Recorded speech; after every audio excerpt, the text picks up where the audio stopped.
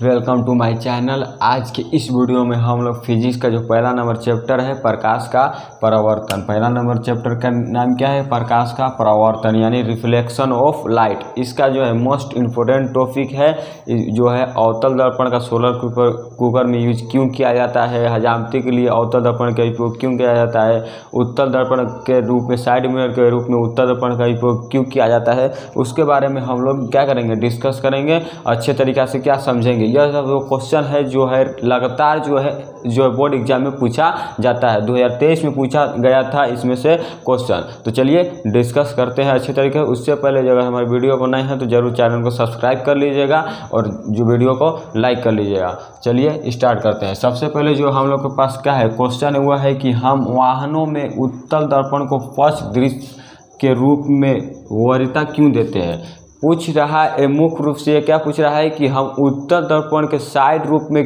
क्यों यूज करते हैं। तो इसका हम लोग क्या करेंगे, आंसर को देखेंगे। तो लिखेंगे कि उत्तल दर्पण से बना प्रतिबिंब सीधा एवं छोटा होता है और उत्तल दर्पण का दृष्टि क्षेत्र भी बहुत क्या होता है, व्यापक होता है। इसलिए उत्तल दर्पण का उपयोग साइड मिरर के रूप में किया जाता है। पूछा है क्या क्वेश्चन कि साइड मिरर के रूप में उत्तल दर्पण का ही उपयोग क्यों किया जाता है। तो लिखेंगे क्या कि उत्तल दर्पण से बड़ा प्रतिबिंब क्या होता है, सीधा और छोटा। उत्तल दर्पण में जो प्रतिबिंब बनता है वो सीधा बनता है और छोटा बनता है।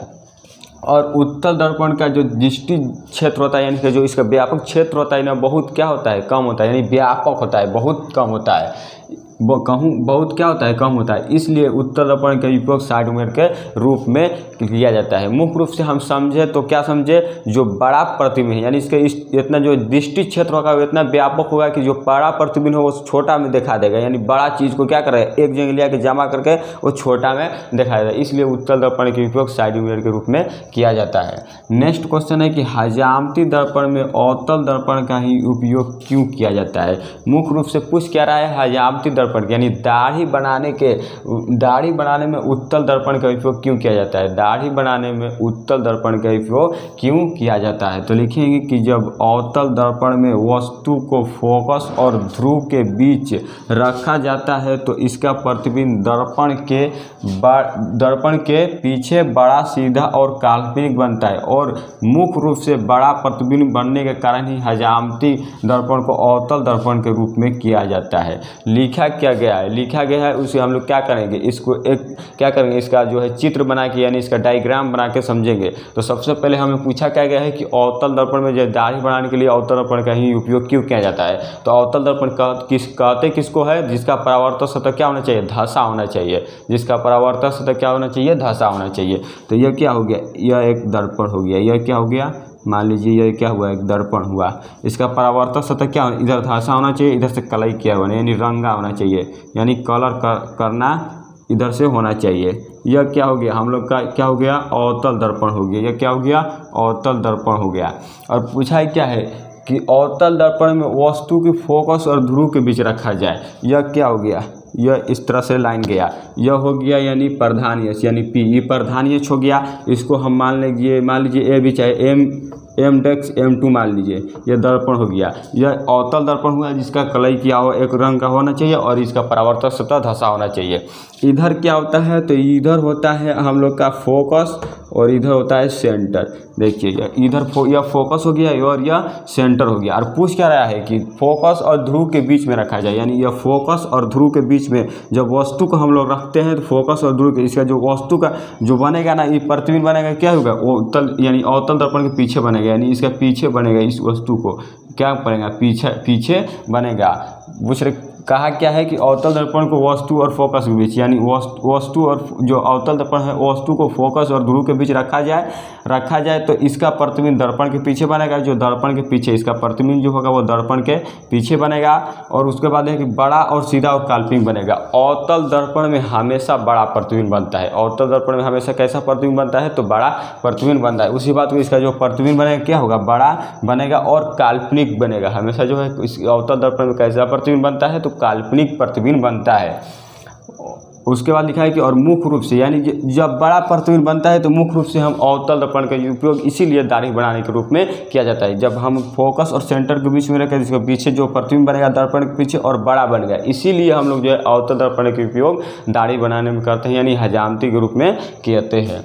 नेक्स्ट क्वेश्चन है कि अवतल दर्पण का उपयोग सोलर कुकर में क्यों किया जाता है। यह क्वेश्चन है मोस्ट इंपोर्टेंट। अवतल दर्पण का उपयोग सोलर कुकर में क्यों किया जाता है, यह जो है क्वेश्चन पूछा जाता है। तो चलिए इसे डिस्कस करते हैं। तो लिखेंगे इसका आंसर, जब प्रकाश की किरणें को प्रधान अक्ष के समांतर भेजा जाता है तो परावर्तन के बाद फोकस पर जमा हो जाती है।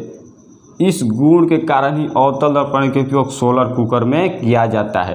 यह क्या हम लोग का अवतल दर्पण हुआ जिसका परावर्तन सतह धसा होना चाहिए। और पूछा क्या, जब प्रधान से, यानी यहाँ से जो है यहाँ से जो क्या करेंगे, प्रधान से जो क्या करेंगे फोकस, यानी प्रधान के समांतर भेजेंगे किसको, प्रकाश को। प्रधान के समांतर जब प्रकाश को भेजे दे तो यह परावर्तन के बाद, परावर्तन के नियम के बारे में हम डिस्कस किए हैं कि मान लीजिए जो है प्रकाश की किरणें सघन माध्यम में गमन करी, यानी सीधी रेखा में जा रही है और किसी सतह से टकरा गई। मान लीजिए यह सतह हुआ और इससे टकराई और अपने ही माध्यम में लौट गई, उसे प्रकाश का परावर्तन कहते हैं। तो वही बात को लिखा है कि परावर्तन के बाद, यानी जब प्रधान अक्ष के हम भेजेंगे तो परावर्तन के बाद क्या होगी, एक बिंदु पर क्या हो जाना चाहिए, जमा हो जाना चाहिए। मान लीजिए यहाँ से जो है ये क्या हुआ, प्रधान से इसको भेजा गया, यह बिंदु हो गया, इस पर क्या होना चाहिए, जब प्रकाश की किरणों को क्या होना चाहिए, जमा हो जाना चाहिए, यानी जमा हो जाती है, फोकस पर जमा हो जाती है। यानी यहाँ पर जो है प्रधान इसको जब भेजे देंगे, यहाँ पर क्या होगी, जो किरणें होगी वह फोकस पर जमा हो जाती है। इस गुण के कारण ही अवतल दर्पण को सोलर कुकर में किया जाता है। मुख्य रूप से हम लोग समझे क्या कि सोलर कुकर में अवतल दर्पण का उपयोग क्यों किया जाता है। तो जब प्रधान अक्ष को इसको भेजे जाता है किरणों को, तो ये फोकस पर क्या होती है, जमा हो जाती है परावर्तन के बाद, इसलिए जो है अवतल दर्पण को सोलर कुकर के रूप में यूज किया जाता है।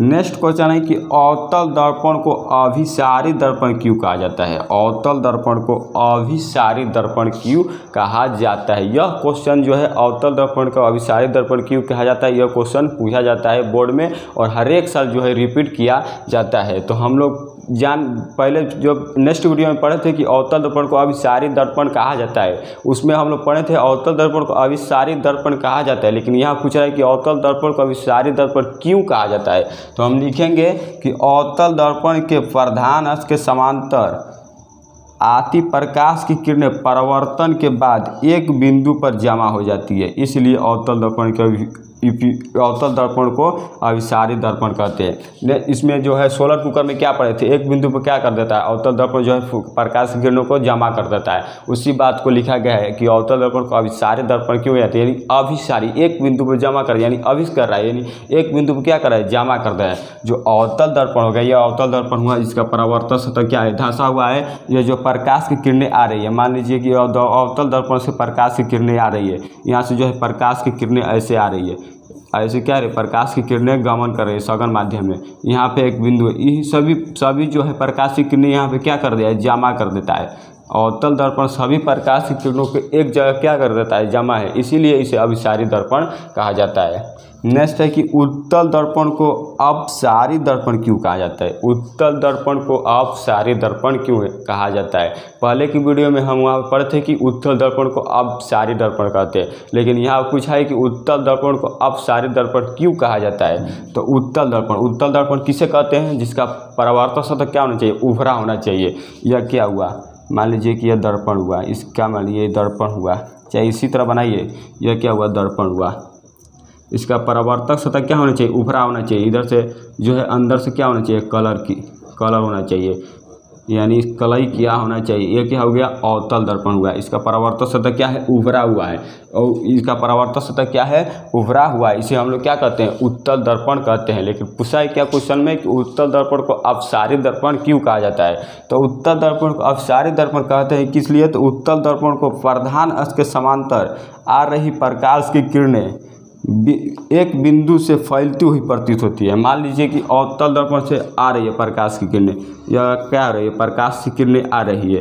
प्रकाश की किरणें आ रही है, लेकिन एक बिंदु से क्या हो रही है, फैल रही है। इधर से आ रही है लेकिन एक बिंदु से क्या हो रही है, फैला देती है।